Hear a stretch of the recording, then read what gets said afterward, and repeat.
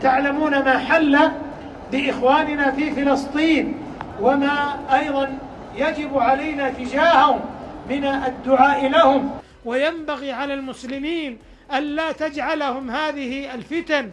عالمی اسلام کے عوام کی جانب سے امتی مسلمہ کے حکمرانوں سے اسرائیل کے خلاف ٹھوس اقدامات کا مطالبہ کیا جا رہا ہے۔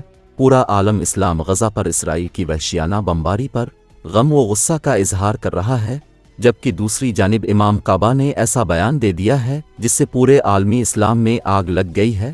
مسجد الحرام میں سے 9 اماموں سے ایک امام شیخ عبد الرحمن نے مسلمانوں کو اس جنگ سے دور رہنے کا کہا ہے۔ نہ صرف اس جنگ سے دور رہنے کا کہا ہے بلکہ اس جنگ کو ایک فتنہ قرار دیا ہے، اور علماء اور حکمران کو فیصلہ کرنے دیں کہ ان کے لیے اور ان حالات میں کیا کرنا چاہیے، اور لوگوں کو ان چیزوں میں حصہ نہیں لینا چاہیے جس میں حصہ لینے کا انہیں کوئی حق نہ ہو۔ اس بیان سے قبل انہیں اسرائیل اور سعودی عرب کے درمیان تعلقات معمول پر لانے کی وکالت کرنے پر تنقید کا نشانہ بنایا گیا تھا۔ 2017 میں اپنے دورہ امریکہ کے دوران عبد الرحمن الدیس نے یہ بھی دعویٰ کیا تھا کہ ڈونلڈ ٹرمپ امریکہ اور سعودی عرب دنیا کو امن کی طرف لے جا رہے ہیں۔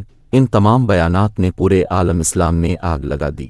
مسلمان جو پہلے ہی سے اس جنگ کی وجہ سے مایوسی اور غم و غصہ کا اظہار کر رہے تھے، اس کے بعد مسلمانوں کا عالم اسلام کے اتحاد بارے یقین کمزور ہوتا نظر آنے لگا ہے۔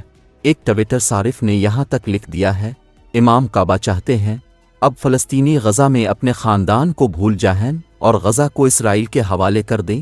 اب جانتے ہیں اب تک اس جنگ کی وجہ سے 19,000 سے زیادہ فلسطینی شہید ہو چکے ہیں، جس میں 40% بچے ہیں۔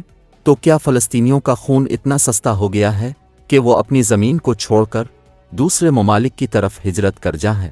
ایک اور ٹویٹر صارف نے لکھا کہ امام کعبہ مسلمانوں کو ان حکمرانوں کی طرف دیکھنے اور اطاعت کرنے کا فرما رہے ہیں جن کا اپنا وجود امریکہ کی بدولت ہے،